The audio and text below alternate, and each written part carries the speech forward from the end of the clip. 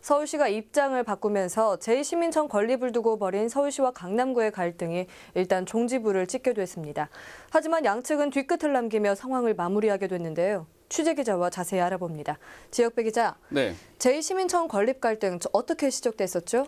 네, 갈등이 시작된 건 지난해 3월 서울시가 강남구의 제2시민청 건립을 추진하겠다고 발표하면서부터입니다. 세택부지에 있던 서울산업진흥원이 상암동으로 이전하게 되면서 이곳에 가칭 동남권 제2시민청을 조성하겠다는 계획이었는데요. 현재 시청 지하에 있는 시민청이 높은 만족도를 보이고 있는 만큼 유유 공공 건물을 활용하면서 비용도 적게 들여 권역별로 시민 주도적 문화와 소통 공간을 확보한다는 게 목적이었습니다. 또 세택부지가 복합 개발이 예정돼 있는 만큼 개발 전까지 한정된 기간 동안 활용하기로 하면서 시민청 계획이 시작된 겁니다. 하지만 강남구는 당초 계획대로 강남구 안을 반영해 현대차 부지와 종합운동장을 포함하는 국제교류 복합지구 조성과 연계한 마이스 컨벤션 산업을 한 축으로 개발해달라고 요구했습니다. 시민청이 생기면 개발 계획이 중단될 수도 있다는 게 가장 큰 이유였습니다. 이때부터 시작된 갈등은 소송전까지 확대됐는데요. 지난해 하반기부터 가설 건축물 사용과 관련한 불법성 여부 등 모두 5차례에 걸쳐 행정심판과 소송, 감사원 공익감사가 벌어졌는데 모두 서울시가 승소했습니다. 지난 29일이죠. 서울시가 제2시민청을 타공간에 조성하겠다고 발표했죠.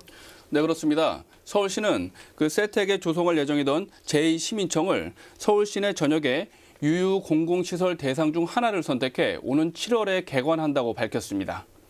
강남구청 직원들이 세택 출입구 앞에서 시위를 벌이면서 공사를 막자 결국 지난해 세운 예산을 1년 넘게 사용하지 못해 관련 예산이 불용 처리된다는 게 이유입니다. 강남구의 반대로 시민소통 문화공간 확보가 사실상 무산돼 큰 아쉬움이 남는다며 유감을 나타냈습니다. 네, 강남구도 곧바로 보도자료를 통해서 입장을 발표했죠. 네, 그렇습니다. 강남구민의 현명한 판단과 노력으로 이뤄낸 사필 규정의 결과라고 이게 밝히고 있습니다. 타 지역으로 제2시민청을 이전하는 사유가 강남구의 소모적 방해 때문이라는 서울시의 보도는 자치구의 의견을 무시한 채 추진한 일방적인 불통행정의 결과물이라는 겁니다.